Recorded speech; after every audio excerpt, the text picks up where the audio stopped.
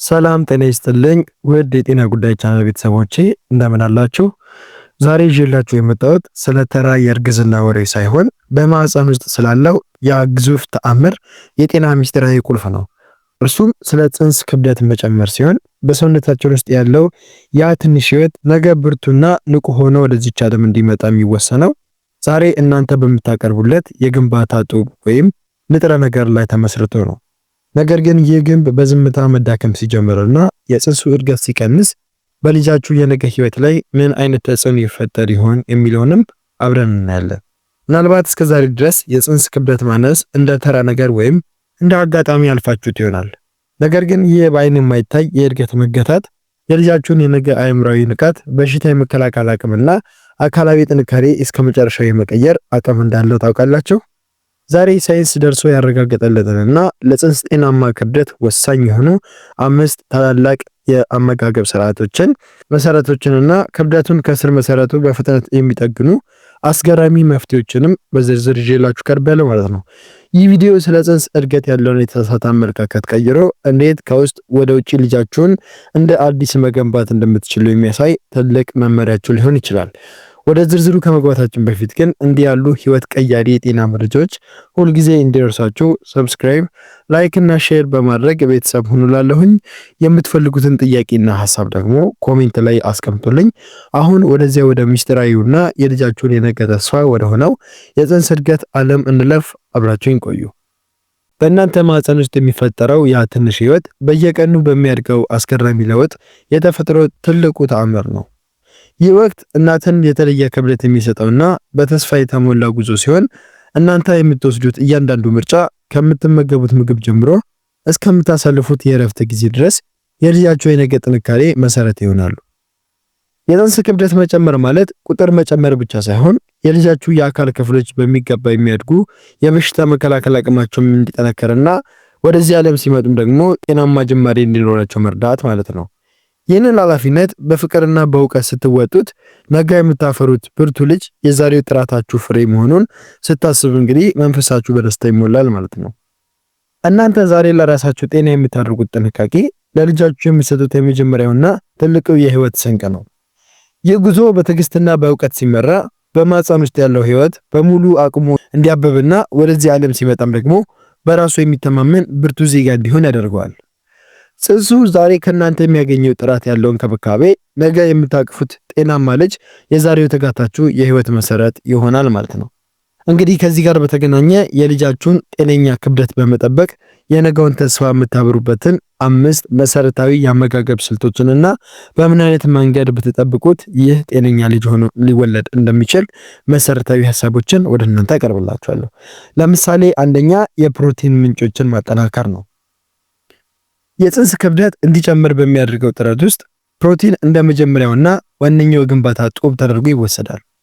ጽንሱ በማህፀን ውስጥ ያለ በየሰከንዱ በሚሊዮኖች የሚቆጠሩ አዳዲስ ሴሎችን የሚፈጥር ሲሆን እነዚህ ሴሎች ደግሞ ወደ ጡንቻ፣ ወደ ቆዳና ወደ ተለያዩ የሰውነት አካላት የሚቀየሩት እናንተ ከምትመገቡት ፕሮቲን በሚገኝ ንጥረ ነገር አማካኝነት ነው። በመሆኑም የጽንስ ክብደት ማነስ ዋነኛው ምክንያት በምግብ ውስጥ የፕሮቲን እጥረት መኖሩ ስለሆነ ይህንን ወሳኝ ንጥረ ነገር በበቂ ሁኔታ ማግኘት የልጁን የነገ ጥንካሬ ዛሬውኑ ያረጋግጥልናል። ለዚህም ሲባል የሚከተሉትን የፕሮቲን ምንጮች በአመጋገባችሁ ውስጥ በሰፊው ማካተት ይኖርባቸዋል። ለምሳሌ በቀዳሚነት የእንስሳት ተዋጽኦዎች ናቸው። እንደ የበሬ ስጋ፣ የዶሮ ስጋና አሳ ያሉ ምግቦች ከፍተኛ የፕሮቲን ይዘት ያላቸውና ጽንሱ በፍጥነት ክብደት እንዲጨምር የሚያደርጉ ናቸው። በተለይ ስጋ በውስጡ የያዘው የብረት ማዕድን የእናትን ደም በመጨመር ለጽንሱ በቂ ምግብና ኦክሲጅን እንዲደርስ ትልቅ በርን ይከፍታል። በተጨማሪም እንቁላል በቀላሉ የሚገኝና እጅግ የተሟላ ፕሮቲን ስላለው በቀን 1 ወይም 2 የተቀቀለ እንቁላል መመገብ ለጽንሱ እድገት አስገራሚ ለውጥን ያመጣል ማለት ነው። እንዲሁም ደግሞ ጥራጥሬዎችንና የእጽዋት ፕሮቲኖችን ነው። ስጋን በማትመርጡበት ጊዜ እንደ ምስር፣ አተር፣ ባቄላና አኩሪ አተር ያሉ ጥራጥሬዎች ምርጥ ተለዋዋጭ ናቸው። እነዚህ ምግቦች ከፕሮቲን ባሻገር በፋይበር የበለጸጉ በመሆናቸው የምግብ መፈጨትን ያግዛሉ። እንደ ለውዝ፣ ኦቾሊንና ሽምብራ ያሉትን ደግሞ እንደ መክሰስ በመጠቀም በቀን ውስጥ ለጽንሱ የሚደርሰውን የፕሮቲን መጠን ማሳደግ ትችላላችሁ ማለት ነው። ሁለተኛ ደግሞ ወተትና የወተት ተዋጽኦዎች ናቸው። እኚህም ደግሞ ለአጥንት ጥንካሬና ለተሟላ እድገት ወሳኝ ናቸው ማለት ነው። የወተት ተዋጽኦዎች ለጽንስ እድገት መጨመርና ለጤናማ እድገት ያላቸው አስተዋጽኦ እጅግ ከፍተኛ ነው። ወተት የተሟላ ምግብ ሲሆን በእርግዝና ወቅት ደግሞ የጽንሱን አጥር ለመገንባትና የሰውነት ክብደቱን ለመጨመር ወደር የሌለው ሚናን ይጫወታል። ጽንሱ በማህፀን ውስጥ እያለ የራሱን አጥንትና ጥርስ ለመገንባት ከፍተኛ የካልሲየም መጠን ይፈልጋል። ይህንን ካልሲየም ደግሞ የሚያገኘው ከእናቱ ደም ውስጥ ነው። እናንተ በቂ የወተት ተዋጽኦችን ካልወሰዳችሁ ጽንሱ ካልሲየሙን ከእናቱ አጥንት ላይ መውሰድ ስለሚጀምር ለእናቲቱ የአጥንት መሳሳትና ለጽንሱ ደካማ እድገት ምክንያት ሊሆንባት ይችላል ማለት ነው። ስለዚህ ክብደቱ እንዲጨምርና እድገቱ እንዲፈጠን የሚከተሉትን የወተት ተዋጽኦዎች በአመጋገባችሁ ውስጥ ማካተት ይኖርባችኋል። ለምሳሌ የመጀመሪያው ንጹህ ወተት ነው።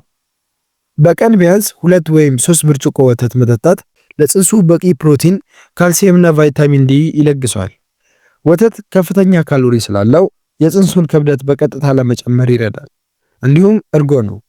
እርጎ ከወተት በበለጠ መልኩ በቀላሉ የሚፈጭና ለጨጓራ ምቹ የሆነ ምግብ ነው። በውስጡ የሚገኙት ጠቃሚ ባክቴሪያዎች የእናቲቱን የምግብ መፈጨት ስርዓት በማስተካከል ጽንሱ የሚላከውን ምግብ በአግባቡ እንዲቀበል ያደርጉታል ማለት ነው። እንዲሁም ደግሞ አይብና ቂቤ ነው። እነዚህ ምግቦች በውስጣቸው የተከማቸ ኃይልና ፕሮቲን ስላላቸው ለጽንስ ክብደት መጨመር እጅግ ወሳኝ ናቸው። በተለይ አይብ በካልሲየም የበለጸገ በመሆኑ ለጽንሱ የአጥንት ጥንካሬና ለጡንቻ እድገት ትልቅ ድጋፍን ይሰጣል። በአጠቃላይ የወተት ተዋጽኦችን አዘውትሮ መጠቀም ጽንሱ በሚወለድበት ጊዜ ተገቢውን ክብደት እንዲይዝ ከማድረጉም በላይ እናቲቱ በእርግዝና ወቅት የሚገጥማትን የካልሲየም እጥረት ትከላከላለች። እንዲሁም ለውጤታማነቱ ደግሞ ወተቱን ከሌሎች ምግቦች ጋር ለምሳሌ ከጥራጥሬ ወይም ከፍራፍሬ ጋር አቀላቅሎን በመውሰድ የምግብ ይዘቱን ይበልጥ ያበለጽጋል ወይም ማበልጸግ ትችላላችሁ ማለት ነው። ሶስተኛው ደግሞ ጤናማ ቅባቶችና ካርቦሃይድሬቶች ናቸው። እነዚህም ደግሞ ለኃይልና ለፈጣን ክብደት ትልቅ አስተዋጽኦ ያደርጋሉ። ጽንሱ በማህፀን ውስጥ ያለ ክብደቱ እንዲጨምር ከተፈለገ እንግዲህ ከፕሮቲን በተጨማሪ በቂ የሆነ የካሎሪ ወይም የኃይል ምንጭ ያስፈልገዋል። ካርቦሃይድሬቶች ለጽንሱ እድገት አስፈላጊ ነዳጅ ሲያቀርቡ፣ ጤናማ ቅባቶች ደግሞ የጽንሱን የቆዳ ስርስብ በመገንባትና የአእምሮ እድገትን በማፋጠን ረገድ ወደር የሌለው ሚናን ይጫወታሉ። ይሁን እንጂ እነዚህ ጋር ጥንቃቄ የሚያስፈልገው የምንመርጣቸው ምግቦች ጤናማ መሆናቸውን ነው። በፋብሪካ ከተቀነባበሩ ስኳር ከበዛባቸው ምግቦች ይልቅ በተፈጥሮ የተገኙትን መጠቀም ለጽንሱ እድገት አስተማማኝ ነው። ለዚህም ደግሞ የሚከተሉትን የምግብ አይነቶች ትኩረት ሰጥታችሁ ብትመገቡ እንግዲህ የጽንሱን ክብደት በእጅጉ መጨመር ትችላላችሁ። ለምሳሌ በቀዳሚነት አቮካዶ ነው። ይህም የተፈጥሮ ቅቤ ማለት ይቻላል። አቮካዶ በእርግዝና ወቅት እጅግ አስፈላጊ ከሆኑ ምግቦች ውስጥ አንዱ ነው። በውስጡ የያዘው ጤናማ ቅባት ለጽንሱ የአእምሮና የቆዳ እድገት ወሳኝ ከመሆኑም በላይ ጽንሱ ጤናማ የሆነ የሰውነት ክብደት እንዲኖረው ያደርጋል። በተጨማሪም ፎሊክ አሲድና ፖታሲየም ስላለው ለጽንሱ አጠቃላይ ጤና ድንቅ ምርጫ ነው። እንዲሁም ደግሞ ሙሉ እህሎች ናቸው። እንደ ጤፍ፣ ገብስ፣ ስንዴ፣ ኦትስ ማለትም አጃ ማለት ነው። እንዲሁም ደግሞ በቆሎ ያሉ ምግቦች ቀስ በቀስ እየተፈጩ ለጽንሱ ዘላቂ የሆነ ኃይል ይሰጣሉ። እነዚህ ምግቦች ጽንሱ እንዲፋፋና እናቲቱ በቀላሉ እንዳትዝል ያደርጋታል። በተለይ የኢትዮጵያ ጤፍ በብረት ማዕድን ወይም በአይረን የበለጸገ ስለሆነ ለጽንሱ ደም ዝውውርና ክብደት መጨመር ተመራጭ ነው ማለት ነው። እንዲሁም ደግሞ ለውዝና የቅባት እህሎች ናቸው። ለምሳሌ እንደ ኦቾሎኒ፣ የሱፍ ፍሬ፣ ተልባና ለውዝ በውስጣቸው የተከማቸ የካሎሪ መጠንና ጤናማ ቅባት አላቸው። እነዚህን በመክሰስ መልክ መመገብ ጽንሱ በማህፀን ውስጥ የሚፈልገውን ተጨማሪ ክብደት እንዲያገኝ ያግዘዋል ማለት ነው። እንዲሁም ደግሞ የወይራ ዘይትና ቅቤ ነው። በምግባችሁ ላይ ጥቂት የወይራ ዘይት ወይም የተነጠረ ቅቤ መጨመር ምግቡ በካሎሪ እንዲበለጽግና ጽንሱ በቂ ስብ እንዲያገኝ ያደርጋል። በአጠቃላይ እንግዲህ እነዚህ የኃይል ሰጪ ምግቦች ከአትክልትና ፍራፍሬ ጋር አቀላጅቶ መመገብ ጽንሱ ተገቢውን ክብደት እንዲይዝ ብቻ ሳይሆን ሲወለድም የተሟላና ጠንካራ አካል እንዲኖረው ያደርገዋል ማለት ነው። አራተኛው ነጥብ ደግሞ በቂ የፈሳሽ አቅርቦት ማለትም የምግብ ዝውውርን ለማሳለጥ የሚረዳውን የአመጋገብ ስልት መምረጥ ይኖርባቸዋል። በእርግዝና ወቅት ውሃ መጠጣት ለጽንሱ ክብደት መጨመር ልክ እንደ ምግብ ሁሉ ወሳኝ ነው። እናንተ በቂ ፈሳሽ በምትወስዱበት ጊዜ በሰውነታችሁ ውስጥ ያለው የደም መጠን ይጨምራል። ይህም ደግሞ ደም የተመገቡትን አልሚ ምግብና ኦክሲጅን በእንግዴ ልጅ በኩል ለጽንሱ በከፍተኛ ፍጥነትና መጠን እንዲደርስ ይረዳዋል። ጽንሱ የሚፈልገውን ንጥረ ነገር በሰዓቱና በበቂ ሁኔታ ካገኘ ደግሞ የክብደት እድገቱ ሳይስተጓጎል በፍጥነት ይጨምራል። በቂ ፈሳሽ ለማግኘት ደግሞ ለጽንሱ ክብደት የሚሰጠው ዋና ጥቅሞች ምንድነው ካላችሁ ደግሞ በቅድሚያ የእንሽርት ውሃን መጠን ለመጠበቅ ነው። ጽንሱ የሚገኝበት ፈሳሽ በቂ መሆን ለነፃ እንቅስቃሴውና ለሳምባው እድገት ወሳኝ ነው። የፈሳሽ መጠን ሲቀንስ የጽንሱ ክብደትና እድገት አብሮ የመቀነስ እድሉም ሰፊ ነው። እንዲሁም ደግሞ የንጥረ ነገር አጓጓዥነት ነው። ውሃ እናንተ የምትመገቡትን ጠቃሚ ምግብ ፈጭቶ ወደ ጽንሱ ደም ውስጥ እንዲገባና ዋነኛ አጓጓዥ ሆኖ ያገለግላል። እንዲሁም ደግሞ ጤናማ ስርዓትን ለመፍጠር ነው። በቀን ቢያንስ ከ8 እስከ 12 ብርጭቆ ውሃ መጠጣት የእናትን የደም ዝውውር በማቀላጠፍ ጽንሱ ሁልጊዜም ትኩስ ምግብና ኦክሲጅንን እንዲያገኝ ያደርጓል ማለት ነው። ከውሃ በተጨማሪ እንደ ወተት፣ ሾርባና የተፈጥሮ ፍራፍሬ ጭማቂዎችን ማዘውተር ፈሳሽን ከካሎሪ ጋር አቀናጅቶ ለመውሰድ ስለሚረዳ ለጽንሱ ፋታ የማይሰጥ ወይም ደግሞ ፍጥነት ያለው እድገት እንዲኖረው ያግዘዋል ማለት ነው። አምስተኛና የመጨረሻው ነጥብ ደግሞ የአኗኗር ዘይቤና እረፍት ናቸው። ይህም ደግሞ ምግብን ወደ እድገት ለመቀየር ይረዳዋል። የተመጣጠነ ምግብ መመገብ ብቻውን ለጽንስ እድገት ወይም ለጽንስ ክብደት መጨመር በቂ አይደለም። ጽንሱ ያገኘውን ምግብና ካሎሪ ወደ ጡንቻና ስብ እንዲቀይረው ሰውነታችሁ ምቹና ሰላማዊ ሁኔታን ማግኘት አለበት። እናንተ በምትቆሙበት ወይም ስራ በምታበዙበት ጊዜ ደም ወደ እናንተ ጡንቻዎች ይሄዳሉ። ነገር ግን እረፍት ስታደርጉ ደሙ በብዛት ወደ ማህፀን በመፍሰስ ለጽንሱ የተሟላ ምግብና ኦክሲጅንን ያቀርባል።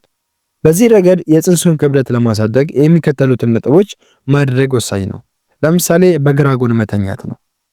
ይህ በእርግዝና ወቅት እጅግ የሚመከር አቀማመጥ ነው። በግራ ጎን መተኛት በሰውነታችን የቀኝ በኩል ያለውን ትልቅ የደም ስር ጫናውን ስለሚቀንስለት ደም ወደ እንግዴ ልጅ በከፍተኛ ፍሰት እንዲሄድ ያደርጋል። በዚህም ጽንሱ ያለምንም እንቅፋት ከፍተኛ ምግብ በማግኘት እንግዲህ ክብደቱን በፍጥነት ይጨምርለታል ማለት ነው። እንዲሁም በቂ እንቅልፍ ማግኘት ነው። በቀን ውስጥ ለጥቂት ሰዓታት ጋደም ማለትና ማታ ደግሞ ቢያንስ 8 ሰዓት መተኛት ለጽንሱ እድገት ወሳኝ ነው። እናንተ በምታርፉበት ወቅት የጽንሱ አካል ጉልበቱን ለሰውነት ግንባታና ለክብደት መጨመር ብቻ ይጠቀምበታል። እንዲሁም ከጭንቀት መራቅና መንፈሳዊ ሰላም ማግኘት ነው። ከፍተኛ ጭንቀት በሰውነት ውስጥ ኮርቲሶል የተባለ ሆርሞን እንዲመነጭ በማድረግ የጽንስን እድገት ያስተጓጉላል። ደስ የሚሉ ነገሮችን ማድረግና ዘና ማለት ጽንሱ በተረጋጋ ሁኔታ እንዲፋፋ ይረዳዋል ማለት ነው። እንዲሁም ቀላል እንቅስቃሴዎችን ማድረግ ነው። እንደ እግር ጉዞ ያሉ እንቅስቃሴዎች ደግሞ የምግብ ፍላጎታቸውን ይጨምራሉ፣ የደም ዝውውራቸውንም ያፋጥናል። ይህም ጽንሱ በየቀኑ የሚያገኘውን ንጥረ ነገር መጠንን ያሳድገዋል ማለት ነው። በአጠቃላይ የእናቲቱ እረፍት ለጽንሱ እድገት ልክ እንደ ምግብ አስፈላጊ ነው። የተመጣጠነ ምግብ ተመግቦ በግራ ጎን ጋደም ማለት ጽንሱ ያገኘውን ኃይል ወደ አካል ግንባታ እንዲቀይረው ትልቁን ድጋፍ ይሰጠዋል ማለት ነው።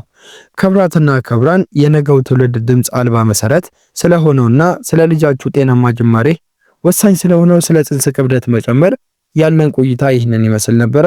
ዛሬ የተመለከትናቸውን ነጥቦች በተለይም በፕሮቲን የበለጸጉ ምግቦች እንደ ወተት ተዋጽኦዎች፣ ቅባታማ እህሎችና በቂ ፈሳሽ የጽንሱን አካል እንዴት እንደሚገነቡት መረዳታችሁ እንዲሁም ደግሞ በእረፍትና በግራ ጎን በመተኛታችሁ ብቻ ይህንን የክብደት ግንባታ መልሶ ማፋጠን እንደሚቻል ማወቃችሁ በእናንተም ሆነ በምትወዱት ልጃችሁ ህይወት ላይ ትልቅ ለውጥ እንደሚያመጣ አምናለሁኝ።